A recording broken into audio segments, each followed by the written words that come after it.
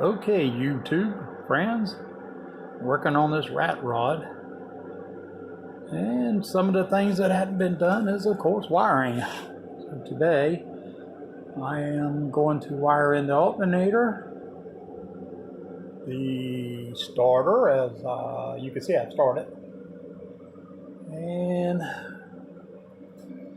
redoing some fuel lines. I like to use Oetiker clamps. They are so much better than the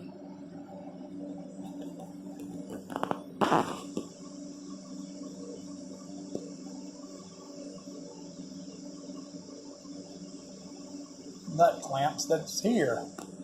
Anyway, I'll just keep updating you of things I'm doing.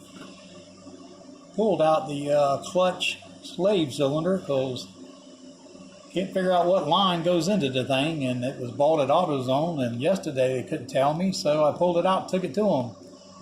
And of course, had to order a line. Whether they can figure it out or not, we'll see tomorrow.